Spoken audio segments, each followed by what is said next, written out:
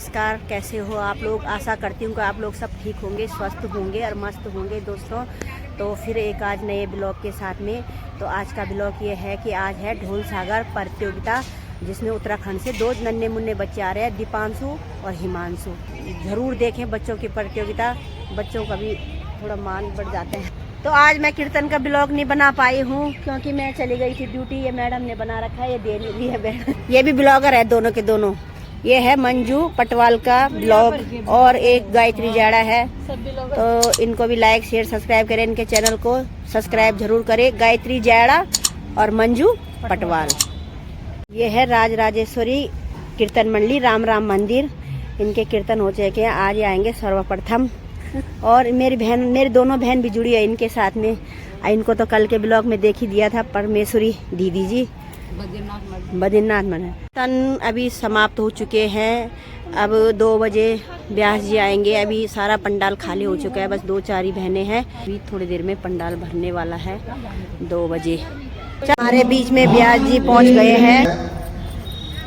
उसी उपलक्ष्य में, उसी को मद्देनजर रखते हुए जो सौभाग्य है हमारे इस क्षेत्र का कि जहां सारा देश 22 जनवरी 2024 को उत्साह मना रहा होगा, हम 1 महीने पहले से उस उत्साह में अपनी भागीदारी निभा रहे हैं।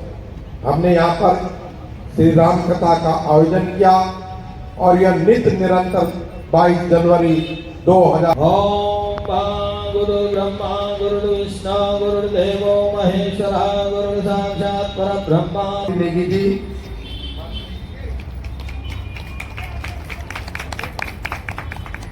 वैष्णव कीर्तन मंडी के अध्यक्ष रजनी बिस्ट्री, राज कीर्तन मंडी की अध्यक्ष सुनीता पांडे। जय श्री राम। जय कल चतुर्भुजमादिदेवं ध्यायेन् महागणपतिं नतिसिद्धिकान्तं यस्वानुभावमखिल श्रुतिसारमेकम् अध्यात्मदीपमतिथितीरशतां तमोङ्गं सुरञ्जन कुञ्ज मंजु सलिलं सलिलं यह शोकवह्निं जनकायनं मधुरं हर्षितं मधुरं अधरं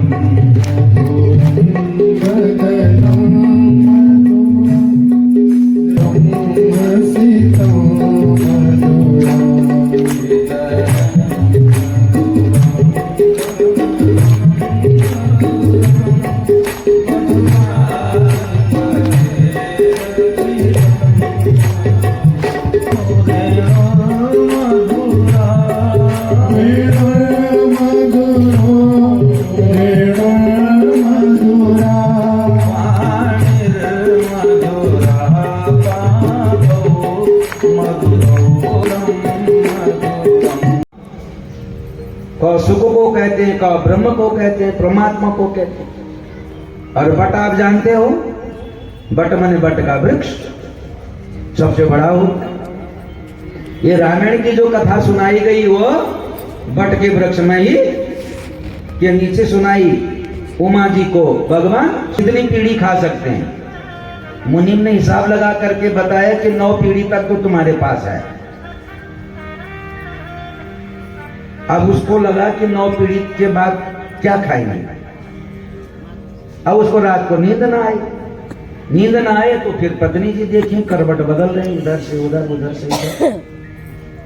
तो आजकल तो तुम लोगों की तो दिव्यता है। आज जो पुरुष वर्ग जी रहा है वो तुम्हारी वजह से जी रहा है। बोले सही उनके पास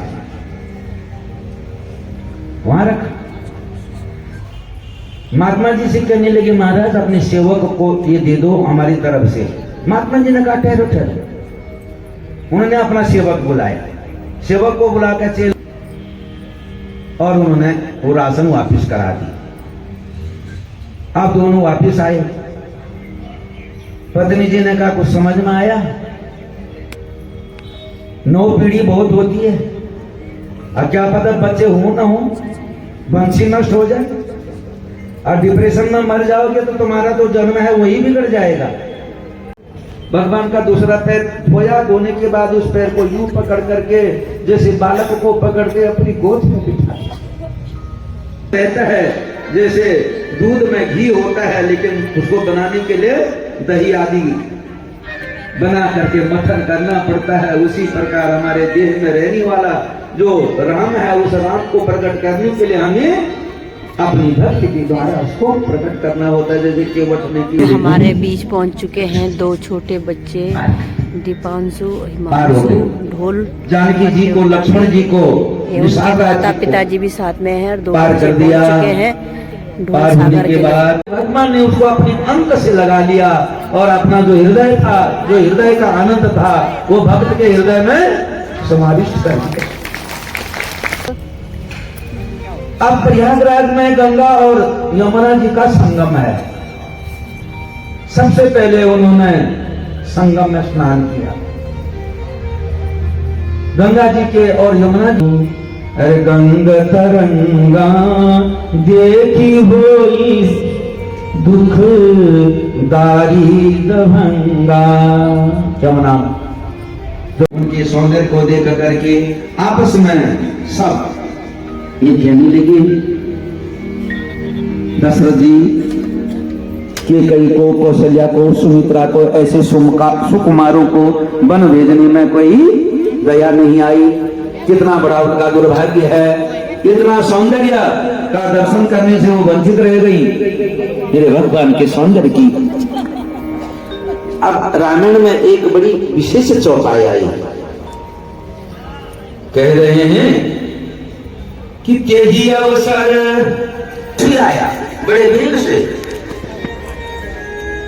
पवन वेग से दौड़ करके आया, लेकिन कैसे दिख रहा है? जैसा लघु वयस, कम उम्र वाला है, तपस्वी लेकिन छोटा है, बड़ा प्यारा लगता है।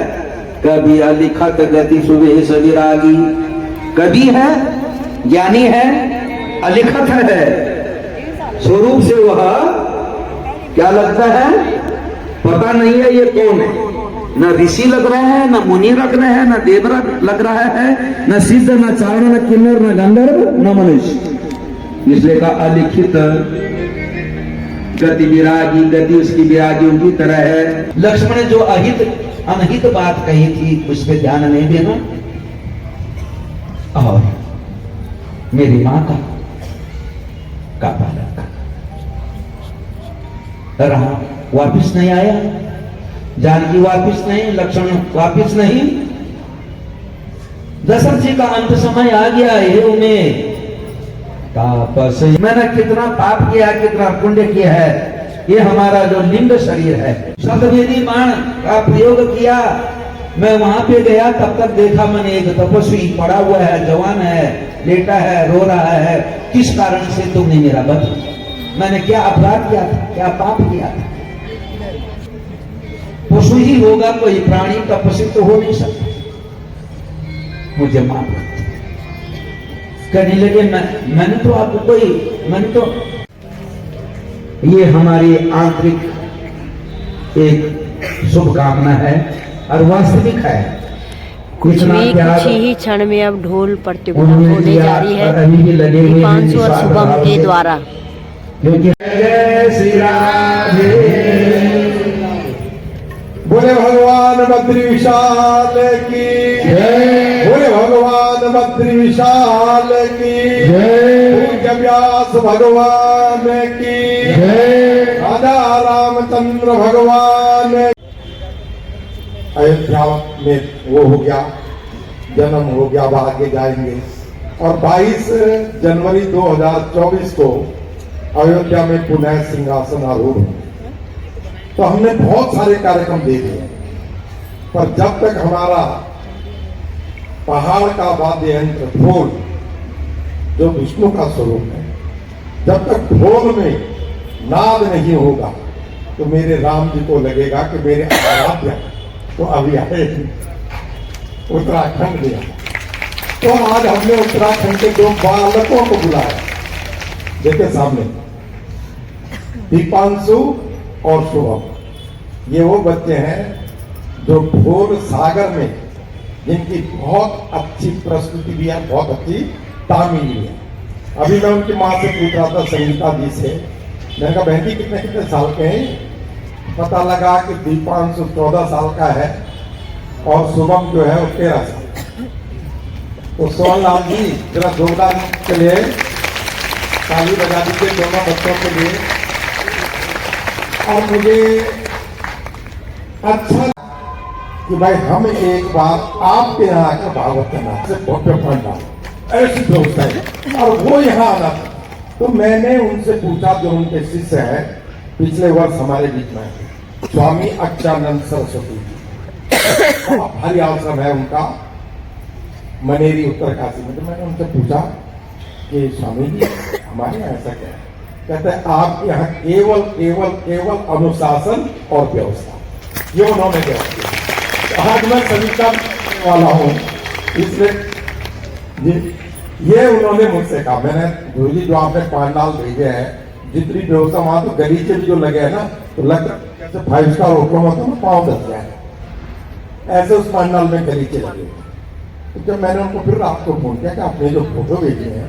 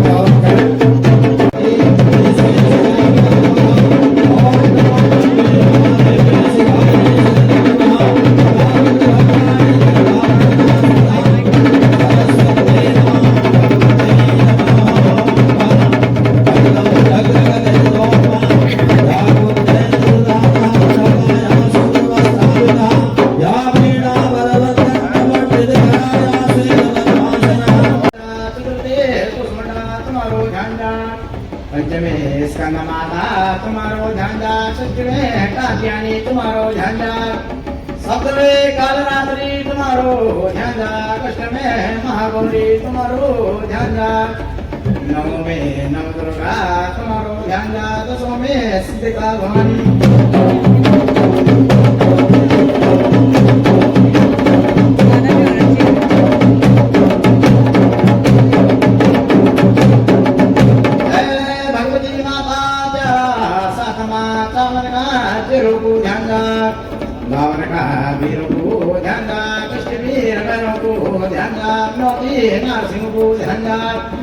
हरि का हरि वाले हरि के वही गा रहे शाला ऋषिकेश में ऋषि मुनियों को ध्यान रख, शाला श्रीनगर में कमलेश्वर महादेव को ध्यान रख, गौरी प्रयाग में गुरु रघुनाथ जी को ध्यान रख, भगवती माता तुम्हारो नाम लेनो।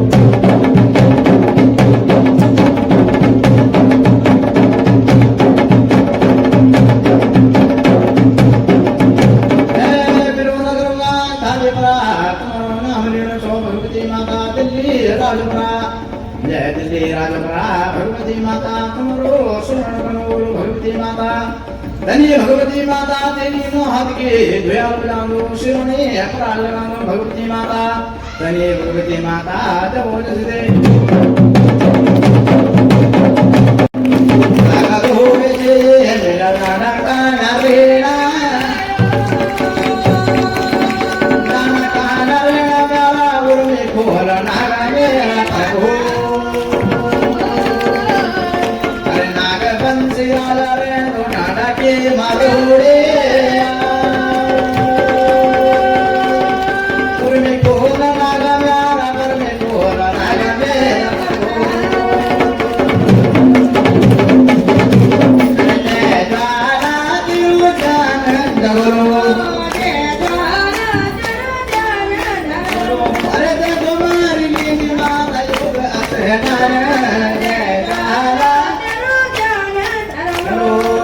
बोली मेरी माता सुखंडा किसरे नमस्ते माता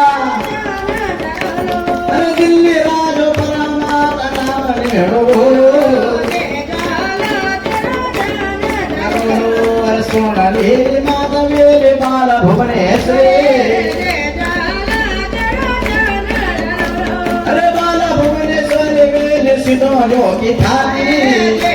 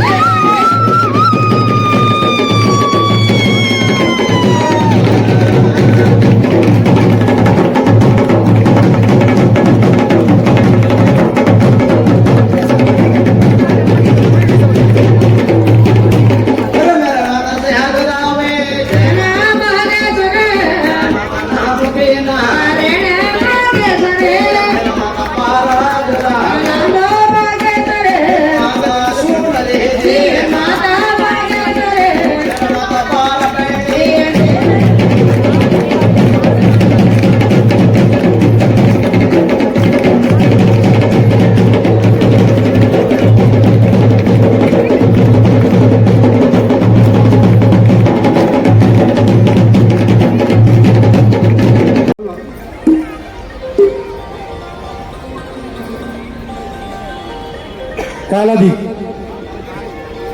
ये 5100 रुपए की धनराशि है जो समिति की ओर से इन बालकों को ले दी जाए। ना कविता रावत दे रही है अपने गवाड़े को, अपने मेहमान। ये हमारी बहन है हिमनद महिला संघ की कविता रावत, इसके गांव के हैं ये बच्चे, तो इनको दे रही है ये अपनी तरफ से भेंट। एक मिनट ये रहेगी, थोड़ा बढ़ाओ।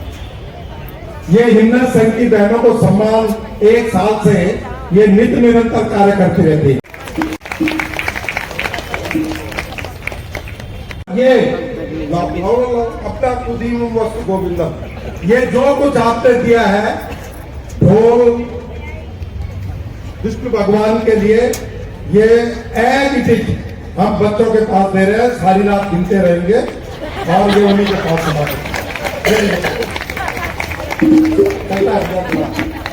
गया।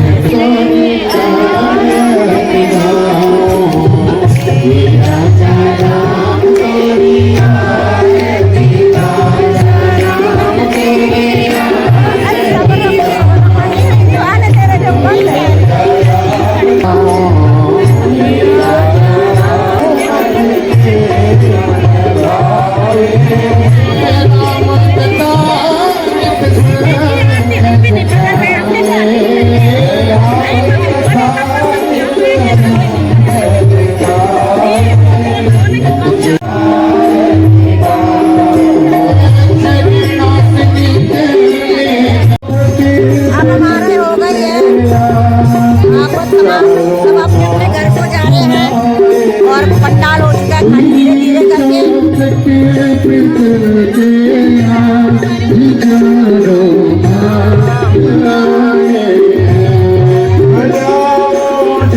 इन दोनों की चाल में समझ गई है, दोनों रोज बैसी को मिलने के लिए खड़ी हो जाती है। देखो यहाँ पे आज भोजन की व्यवस्था भी है समिति के लिए और हमारे अध्यक्ष बहनों के लिए भोजन की व्यवस्था है। तो दोस्तों मैं आज का ब्लॉग यहीं पे समाप्त करती हूँ। मिलती हूँ आपको कल नेक्स्ट ब्लॉग में। कल है हमारे मांगल गीत और सभी के मांगल गीत है। जितनी भी स्पेशल मजा दीदी देखो खाना लेके जा रही पीछे से मेरे पीछे। तो मिलती हूँ आपको कल के ब्लॉग में, तब तक के लिए बाय बाय।